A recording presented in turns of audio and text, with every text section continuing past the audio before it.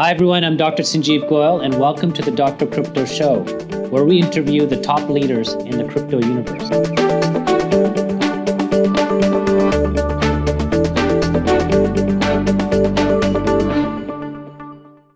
And today I have Jim Liew with me, and I'm really excited about today's talk. So maybe, Jim, just tell me a little bit about yourself.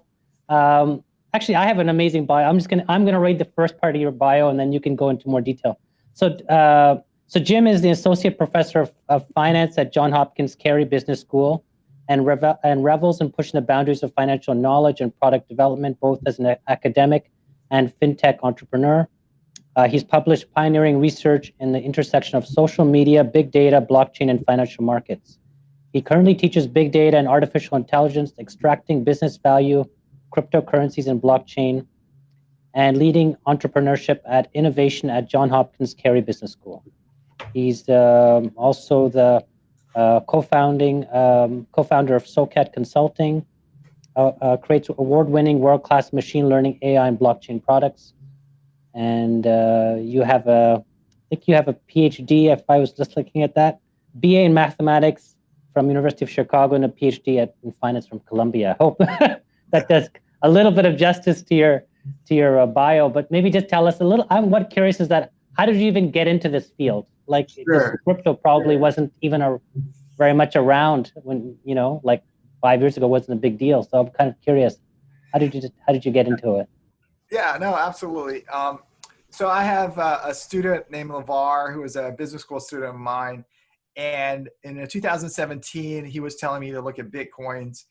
And, I was like, LeVar, I can't really do that. I'm a business school professor at a really prestigious business school. We don't do cryptos, and blockchains is that fringe thing that I don't know anything about. And Jamie Dimons says, you got to be careful. So, me coming from Wall Street, working at Morgan Stanley, I generally try to be conservative when I do sort of fintech stuff. So I kind of said, I pushed back on him, but he was really nice and gentle and kind. And he said, no, Professor, this is real. You got to really look at it. It's really interesting.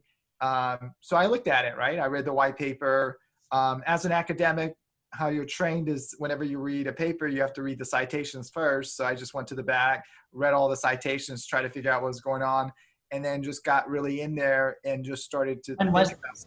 Like approximately when was this? I think it was like 2017, like before the ICO craze. Maybe it was like 2016, 17. And then also there was another student of mine. He was an MD, PhD from Hopkins, and he was also getting into this, right? So I was hearing it from LeVar, and then another student of mine, and I was like, okay, these guys are smart. They know something. Maybe I should spend some time looking at it. And it was fun. It was interesting. And then I started reading the white paper, and I was like, oh, this is pretty interesting. Then all the emails and the correspondences out there, you could actually see, nobody knows who Satoshi is, but you could tell there was a group of folks there that really wanted to say, let's overthrow everything. We want a new system, right? But Satoshi was more like, no. We gotta work with everybody. We want to make this work, right? So you could tell he was much more level-handed. Whoever he or she or the group was more calm about it. So I sort of liked that, right? I was like, okay, this person really wants to sincerely put down some kind of infrastructure here that will be better than what currently exists, right? And obviously this was the 2008, 2009 period when the financial markets was just melting down. I worked at Morgan Stanley. We watched, I was at a hedge fund at a particular time. We were watching credit default swaps blow out on these large banks, and people were scared. Even Morgan Stanley and Goldman Sachs almost went under. It was a very Short. And the movie The Big Short, kind of, they talk about that. Absolutely. So we like I lived that, right? And then I have a PhD in finance. 2008 comes around, and there's like no jobs.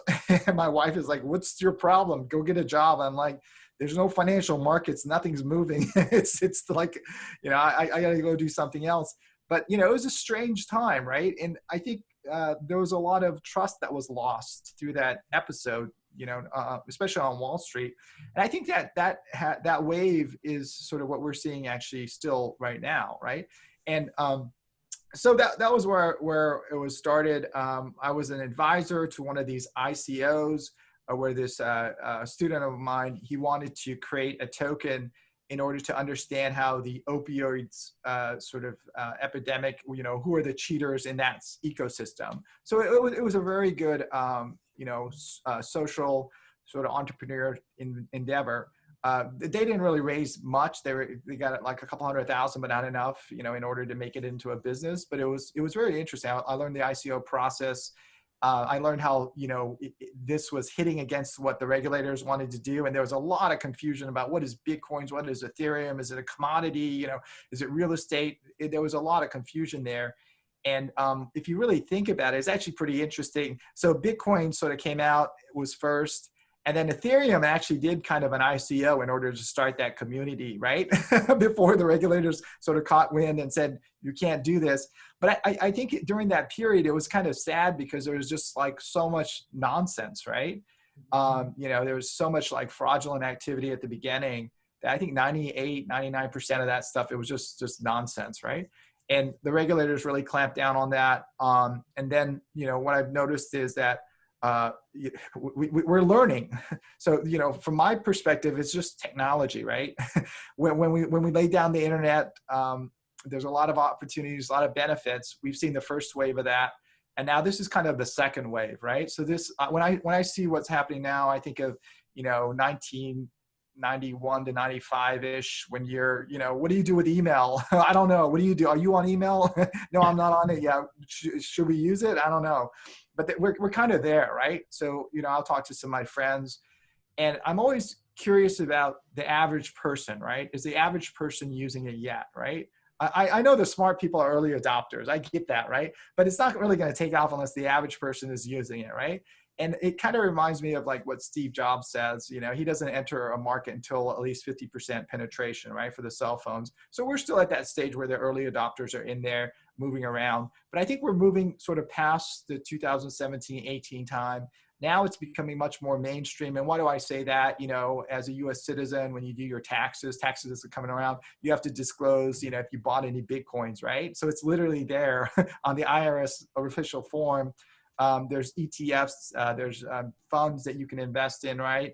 I think Coinbase is going to launch their IPO, or they're going to go out there and go into the public markets, and the market cap of that organization is going to be larger than the existing exchanges. So that's telling you something. Now, it could be that we're in a bubble, okay?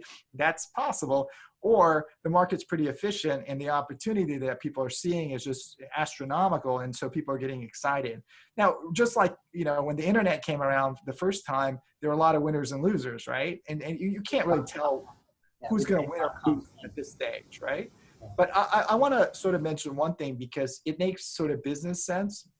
So when I look at this stuff, first I scratch my head. I have to really dig in and try to understand it. And, you got to kind of pivot yourself from a finance professor to a computer science. You have to understand hashing, and you have to understand asymmetric cryptography, right? And the public key and private key. And most people aren't trained that way, right? And so when LeVar was telling me about Bitcoins, I had to go sort of figure out what the hell is this? How does this work? But for computer science majors, they're like, this is Professor Liew. We always do that. This is just hashing, no big deal, right? And so there was a learning curve there. And what I did was, as I usually do whenever I don't know anything, I just try to teach it. So that's my approach. If I don't understand something, big data, machine learning, AI, then I just propose a class and try to teach it, and then I'm forced to learn it, right? So I proposed a cryptos, Bitcoin and blockchains class in the business school, and literally I got yelled at. The dean yelled at, we can't do that here. And I was like, no, let's give it a shot. Let's see what happens, right? And so in the ivory tower, we really pushed the edge, right? And I said, okay, this is the edge of technology. This is going to be interesting. It may work, it may not work. I mean, smart people are usually a little bit early, so maybe we're too early to this, right? So we started teaching this course, and it was a lot of fun. And I noticed the students really got excited about this, right? And I actually went to some conferences. I went to a Cardano conference down in Florida just to see what was going on. And, there was a lot of academics. There was a lot of sincere people who were really trying to use this technology. I got to meet like the guy who started Mathematica, and I was like, wow, these are real people here, right? It's not just total hype. and they're building out their infrastructure and their network and their systems in a thoughtful way. And I said, okay, there's some real thought behind here, and these guys are serious guys. These are not just the ICO of 2017. So then that really made me think about what are the implications, and then I keep going back and forth, and then I think once, like this year, 2020, 2021, right? I think, we're kind of at that point where this is becoming more and more mainstream. And what do I mean by that? Well, we turn on CNBC, right? And we look at what's going on there. Every sort of story is about Bitcoin hitting a new high or come crashing down or something, but it's in the conversation, right? And you're starting to see, smart people, usually hedge funds are sort of early, right? But they can see it. And those credible hedge funds, the larger ones, the ones who run institutional money are starting to look at that. The other thing is that, I see it as just a technology wave that's coming along and people don't understand it.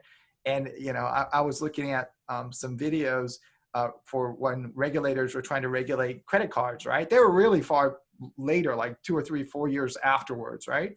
And so we can't really rely on the regulators to understand this because we don't even understand it as a community, right?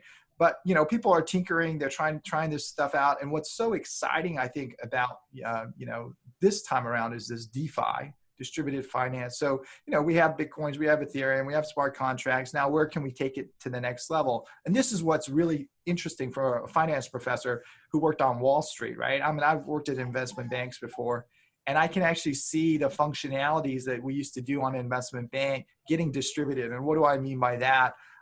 Like, for example, if you want to be a market maker, right, and you make the spread, right, you can do that by, holding a Uniswap or you Sushi Swap, whatever it is. But now it's fascinating. I mean, the level of competition out there just for that in itself is just, it's going to be very competitive. And you're not competing against, guys on Wall Street like Goldman Sachs and Morgan Stanley, and you're competing across the world with engineers who are sitting in, developed countries or emerging countries.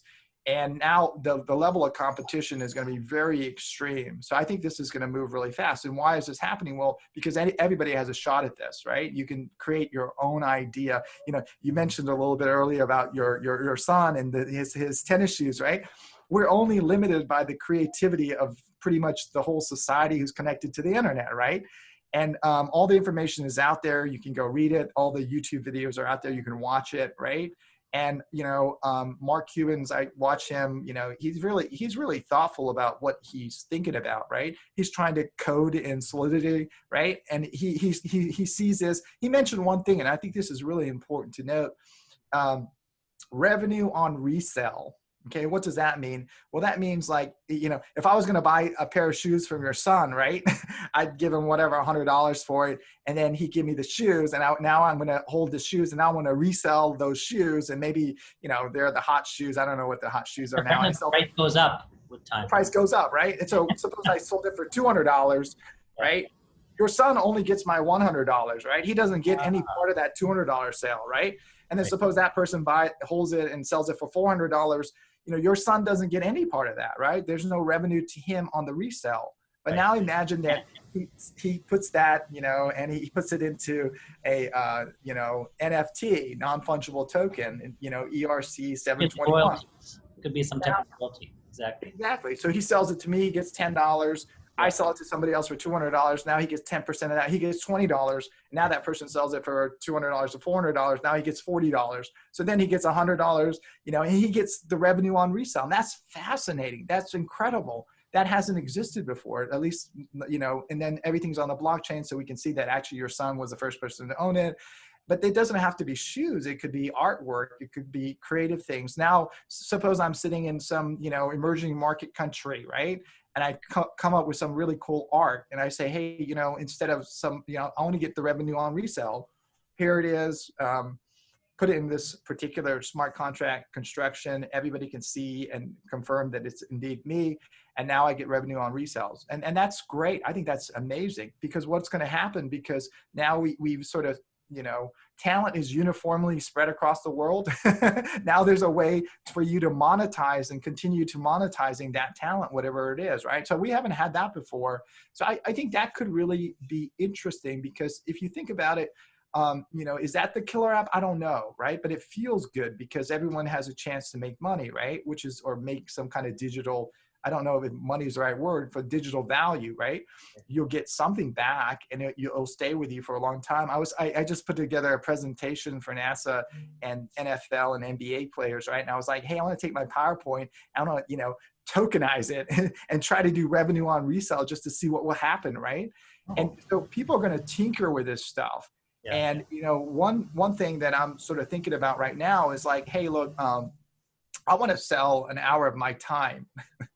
And I want to create one non-fungible token. And so if you buy this token, you get 1 hour of Professor Liu's time every month, right? We'll have to figure out when I'll meet with you.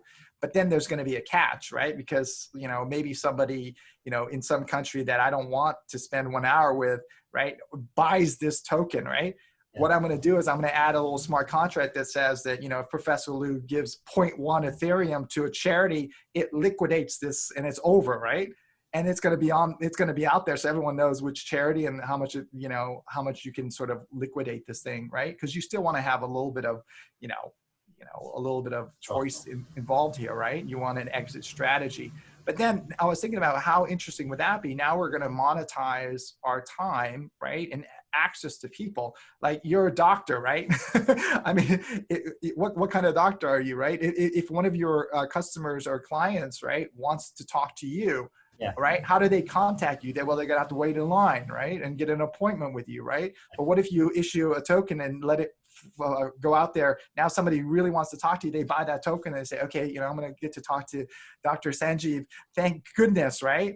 And I think that's interesting, right? I don't think we've had that before. Market value could change on those types of things. Like, do you anticipate there's like a secondary market for these time-based tokens? So for like a humble professor like me, nobody wants to talk to me. The value's not going to be very high, but I'm sure there's Nobel laureate guys who, these places that people want to talk to, especially like the crypto guys, the crypto professors, or the, world-class, folks, the godfathers of AI. If they issue a token, I'm sure, everybody wants to talk to Hinton or Bengio or LeCun, right? So you can kind of sort of see that.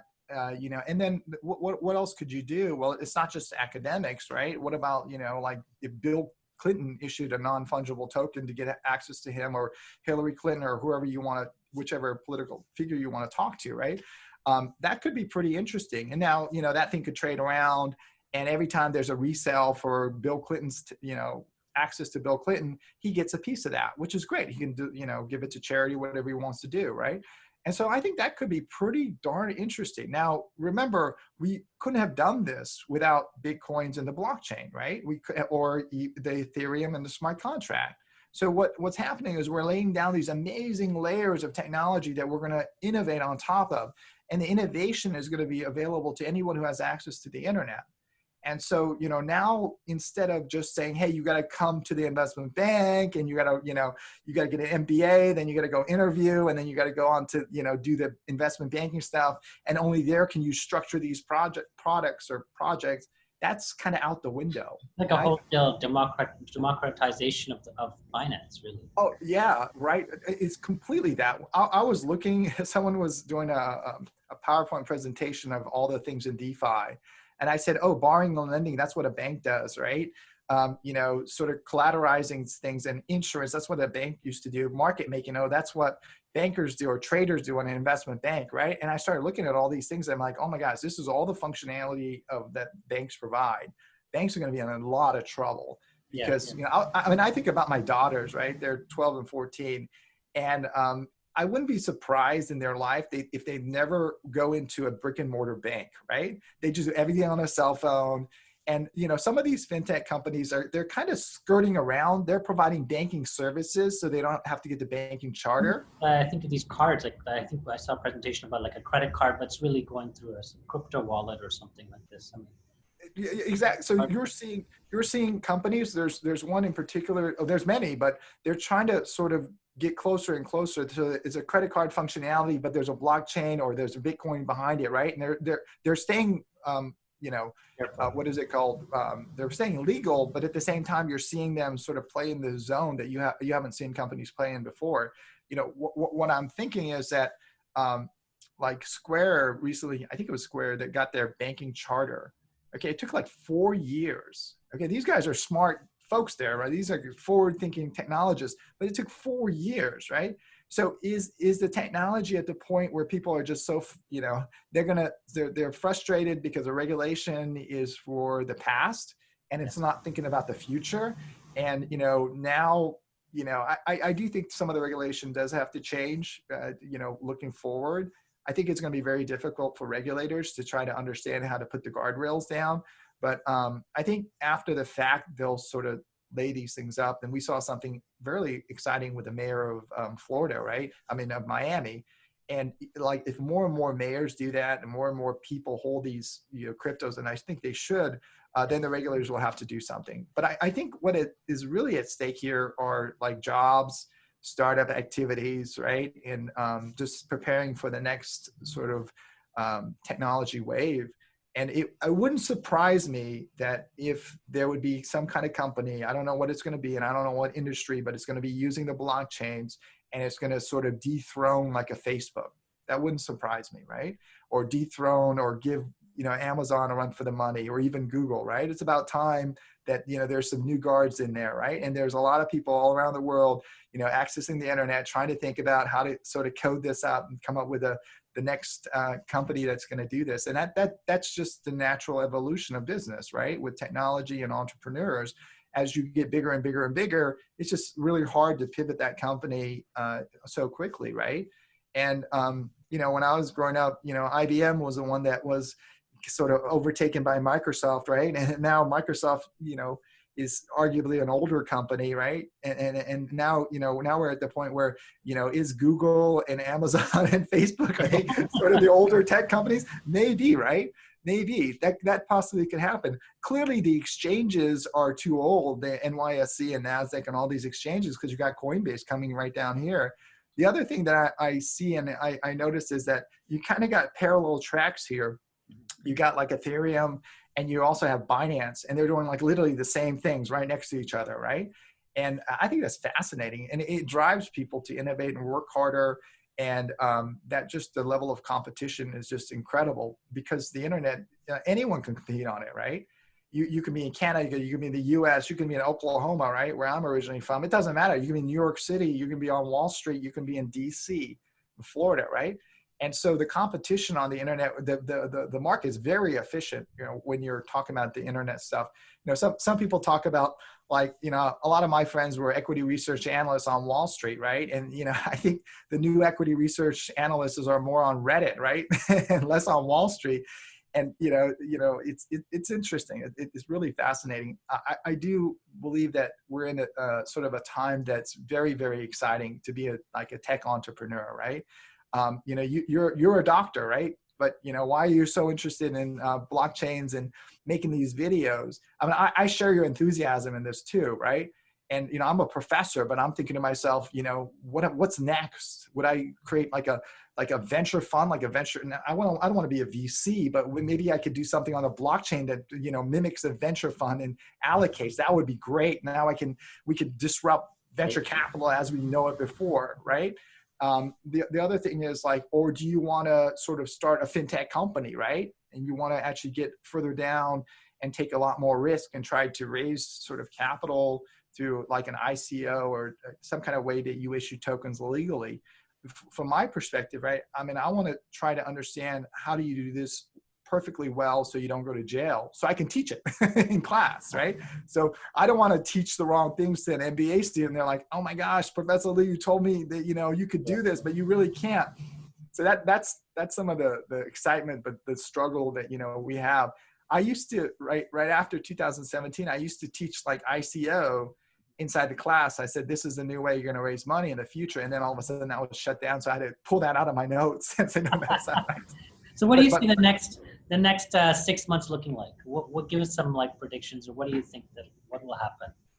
Yeah, I think like in the next 6 months, if Bitcoin stabilizes, right, and it gets up to like 60, 70, 80, then this thing will be, really, really, really rock solid, because we're already seeing the movement for institutional investors. Now, Bitcoin could go down to 20,000. I mean, that's a possibility too. If it comes crashing down, then it'll add a couple more years before we get there, right? That's all I think. But if it goes, but if we end up the year at, 60, 70, I think Karam said 75, right? I think that's in the realm of possibilities. Then, if we have more financial products available through ETFs, I know there's one in Canada. I don't know if there's one in the US yet. I think that will be pretty interesting. Yeah, great deal, Bitcoin fund. Yeah, Grayscale has one. It's amazing how much excitement this is generating, right? And I can't wait to sort of COVID clears up a bit, because I want to go back to one of those conferences. I just want to see the excitement. I just want to go there and just kind of just watch everybody and, watch the entrepreneurs talk about the future, how they're going to disrupt everything. And I love that. It's exciting. And it's kind of like Clubhouse, how much excitement is the most popular topic right now is crypto and NFTs on Clubhouse.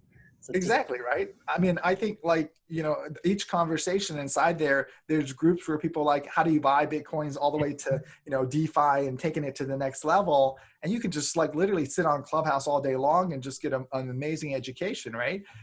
But yeah, I mean, I think that Clubhouse is a nice way for people who don't have friends maybe in cryptos to get access to it and start listening to that. I'm trying to think what else. What else do people talk on Clubhouse besides maybe cryptos and AI and machine learning stuff? What else do they talk about? I don't know. Those are the rooms I'm listening to, right? And people try to put me on stage, and I was like, I don't have much to say. Where's Karam? I think 6,000 people were just in a Clubhouse about NBA Top Shot, and just in this. That's incredible. But I mean, if you think about like Top Shot, what is it? It's digital authentication. You own that thing, right? It's just like credit, like baseball cards and comic books, right? We human beings like to own original stuff. I don't know why, but we like it, right? Somebody could record the Top Shot off the TV or something, but there's something about it having the authentic version of it. Exactly. It's like we like to own stuff, right? And we like to sort of, I don't know, maybe brag about it. I have no idea. But ownership is important for us, even though we know that somebody can like digitally copy the same thing, but yet we could say, well, we own the original, right? There's something about the OG, right? There's some value in there.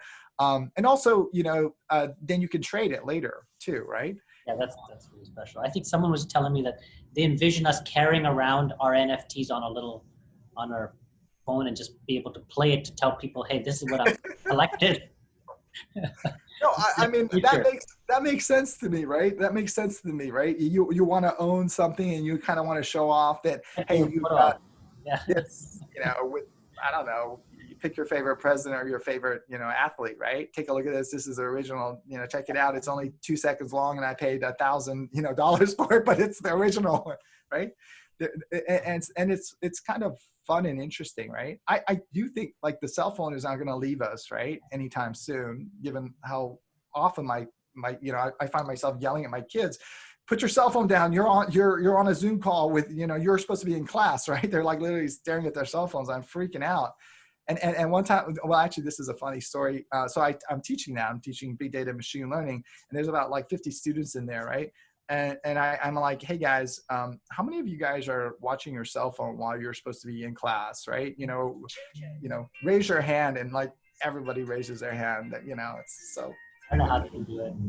It's younger brains. Anyways, we've probably got to end too. So thank you so much, Jim. I really appreciate your time today. Yeah, absolutely. This was awesome. Good luck with everything, and let me know how I can support you in any way. And if you're ever in Baltimore, come to Johns Hopkins. Give us an update on what's going on in the crypto world. I know you're going to be interviewing a lot of really cool folks. So yeah, this is great, Sanjeev. Okay. Very nice. All right. Take care, Jim. Okay. Thank you. Bye. See you.